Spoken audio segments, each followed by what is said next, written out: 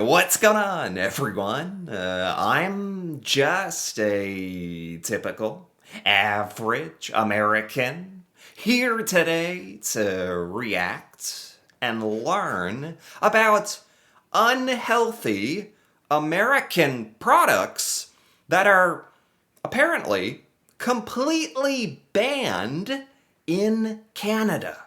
So it has come to my attention that here in the United States, we have a lot of stuff that we eat and medicines that we consume that contain many things that are actually totally banned in Canada, which is, first and foremost, that's incredibly disturbing to hear that these things are banned in Canada and yet totally legal here in America, and we are eating this stuff. But as disturbing as this is, I think it would be even worse to not even be aware of all this. So today, I really want to take a look at this list. These are some of the things that we consume here in America that are banned in Canada.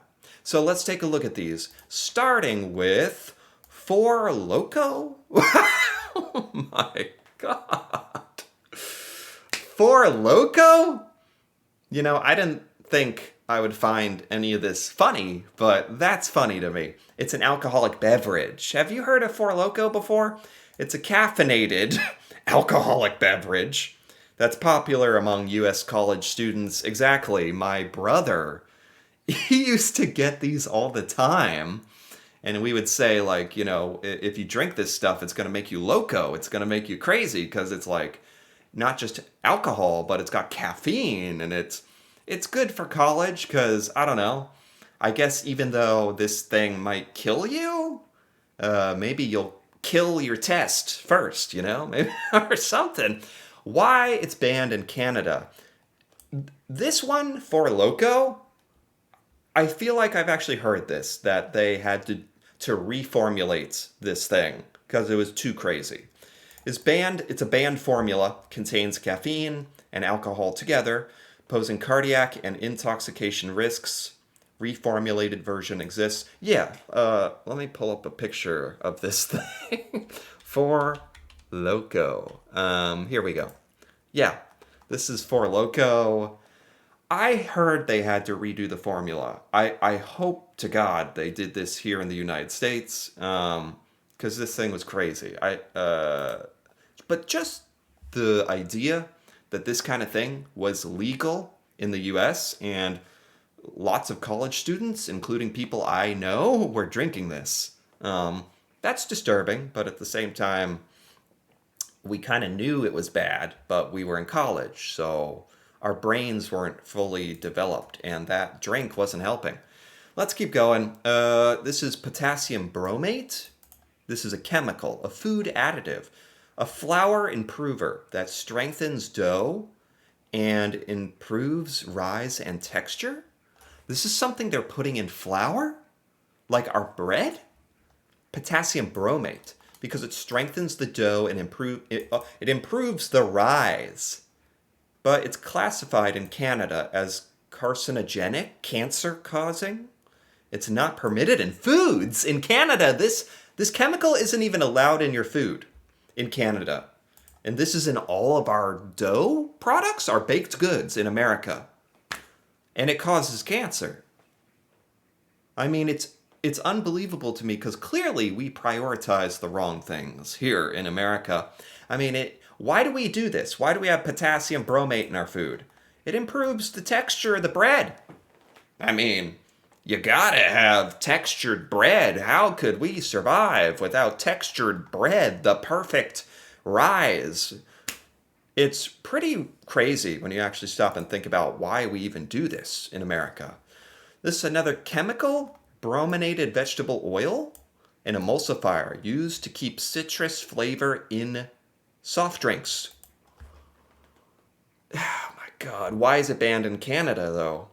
Concerns about bromine accumulation in the thyroid or having neurologic or brain effects. This is not permitted in Canada as a food additive. This is unbelievable to me that we have all these weird chemicals and preservatives. I mean, what is this for? Why are we damaging our thyroid and our brains in America? Well, to keep the citrus flavor dispersed in your drink better. How could we survive without the citrus flavor perfectly dispersed in our soda? This is crazy to me. That, like, what is the U.S. Health and Food Organization doing? As azodicarbonate, as azodicarbonamide. As so this whole video is going to be me pronouncing this word. It's a chemical, azodicarbonamide, ADA, a dough conditioner or bleaching agent. Again, this is in our dough, like our baked goods. It's also used as a blowing agent in plastic. Huh? What? What now? Am I reading this correctly? This is in our dough, but it's also for bleach and making plastic. Oh my. It's not permitted in Canada. It's not permitted as a food additive due to safety concerns about decomposition byproducts. This is in our bleach. It's in our plastic, or it helps make plastic. And it's in our dough. This is disturbing beyond, like my brain is literally dying. It's fried, probably because of all the azodicarbonamide that I've consumed over my lifetime. Probably. But this is honestly scary to learn about. Like, I almost want to go back to when I didn't know about all this. Just because, here in America, it's hard to buy stuff that isn't processed in some kind of way. It's our entire food supply. I guess I could go to the Whole Foods store, the organic section. Oh boy. Food additive, Olestra, a non-absorbed fat substitute used to make fat-free chips. Oh, then I've consumed a lot of Olestra if it's in the fat-free chips and snacks. Oh boy, why is it banned in Canada? It's not approved due to GI side effects, and it interferes with the absorption of fat-soluble vitamins. This is just insane that in America we prioritize having a substitute, a fat substitute in our chips, and having our dough processed in a slightly different way with a better texture. That's what we prioritize instead of GI problems. This is crazy. Okay, ephedra containing energy drinks. Oh, energy drinks. Some older United States energy drinks and supplements used ephedra for stimulation. Oh God, I'm not really a big energy drink person, so I might have avoided this. Sounds like it's actually banned in America now. But it was banned in Canada first because it posed a cardiovascular and stroke risk. That's somehow it makes sense that this is in energy drinks because those are kind of meant to amp you up and increase, your probably your heart rate and all that stuff and your vascularity and wake you up. And no one should be shocked that the energy drinks, especially in America, have crazy. I can't even imagine what stuff they have in them, but it's got this stuff posing risk for stroke, and it sounds like literally everything in every sector of American food has some weird chemical that we don't really need. RBST, or RBGH, in dairy production, it's a synthetic hormone used to increase milk yield. Why is it banned in Canada? It's not approved due to animal health and welfare. This hurts the cows. See, this is sad in a different way. This is a veterinary drug they inject in American cows to increase the amount of milk production. That's sick. I bet there's a bunch of stuff like this you don't even think about, at least us Americans. That's just an ethical concern. Like, that's just sad because it causes all these problems in animals with their health and welfare to get more milk, just to produce more milk. Um, I am not surprised at all by that. Like, thinking about American companies and American capitalism and profits, I am not surprised in the slightest that we're poisoning cows for more milk production. Insect repellents, greater than 30% DEET. I've got an insect repellent. I know it has the DEET thing, the percentage for.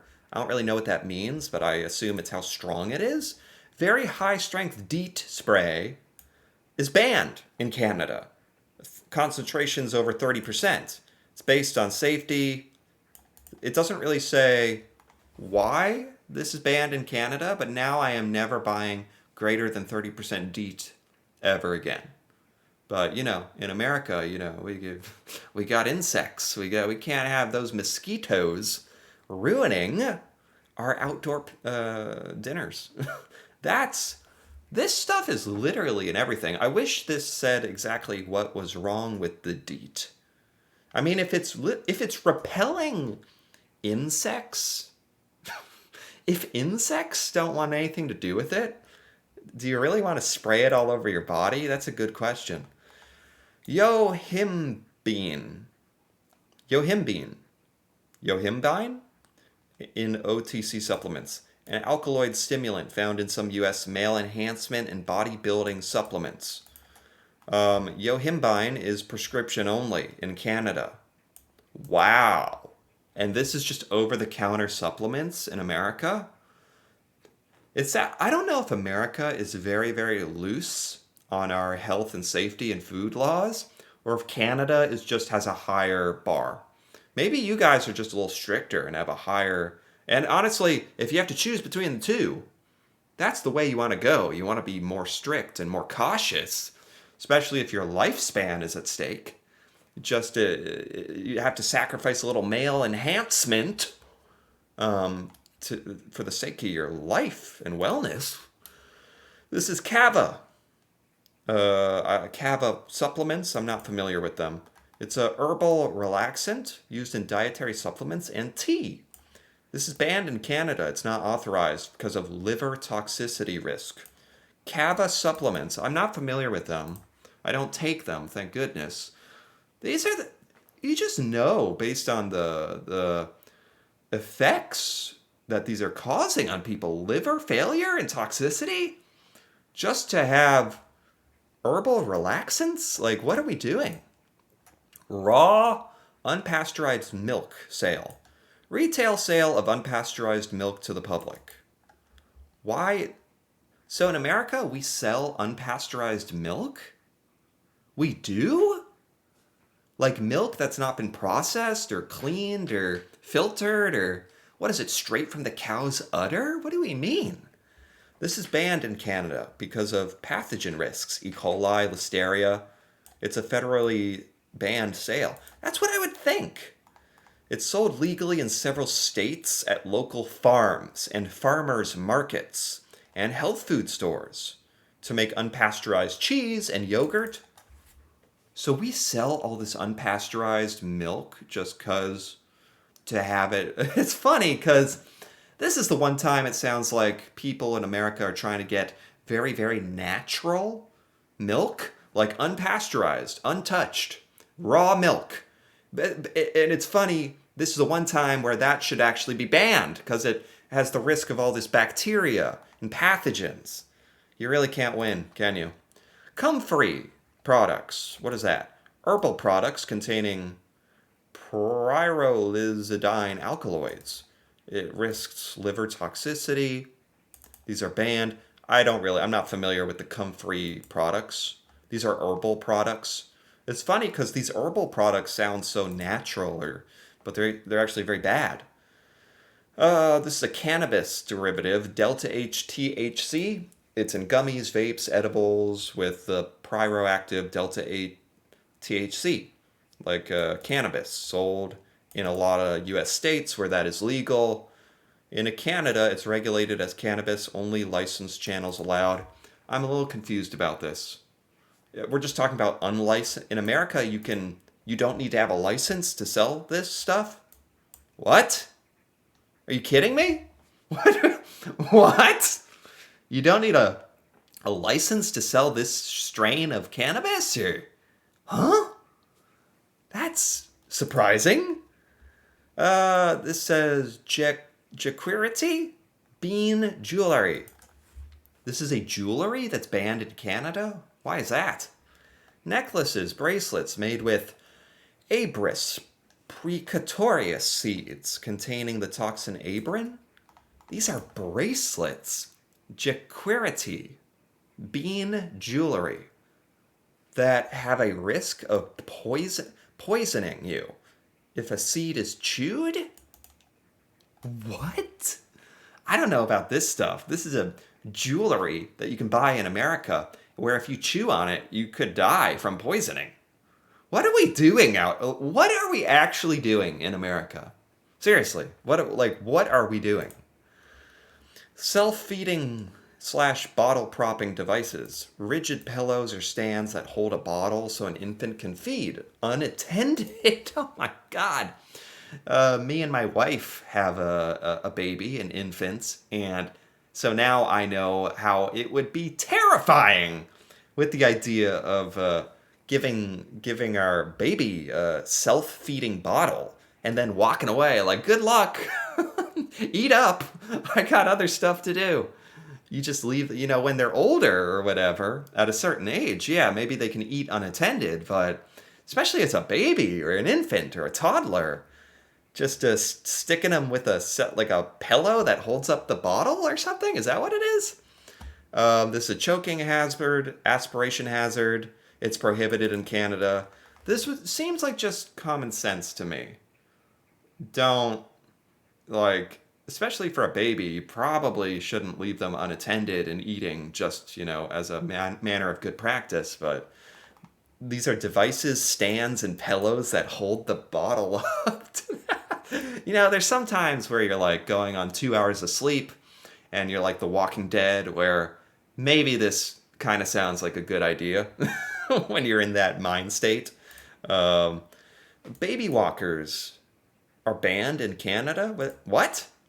Rolling devices that let infants move before they can walk. Oh, no kidding. Whoa.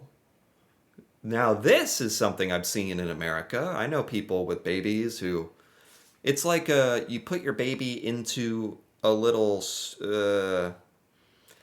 it's called a baby walker or a jumper, or you place them inside of it and it holds them up so they can kind of walk around on their own, supported by plastic that kind of holds them up, and it's all on wheels. So they can kind of push themselves around, if that makes any sense. It's kind of like the Flintstones car, where you sit in the Flintstones car. You're sitting on wheels, but your feet are touching the ground, and you can run around. Your baby can run around, and maybe have a self-feeding bottle. They can just live their whole life without you, I guess. It's banned in Canada. A high injury risk from stair falls. Ooh, you shouldn't. I mean, this is just, you shouldn't put your baby in this and leave them unattended. They can fall down the stairs. They can collide with things. This is totally banned in Canada. Good for you guys for erring on the side of caution. I've seen this in America. I never really thought much about it. I thought it was kind of funny and cute, but I'm sure babies have died from this, which is really sad, but you got to pay attention. Anyway. This was really interesting. There's a whole lot of different products that are just really crazy to see that they are legal in America, why they are banned in Canada, and it's all for very, very legitimate reasons. Health concerns, safety concerns. I guess here in America, we just don't care about that or prioritize that, which is very disturbing. But again, it's good to be aware of a lot of this stuff and maybe try to avoid some of this stuff, but there were some chemicals here that are literally in every baked good. Like, how do I avoid that? I don't know.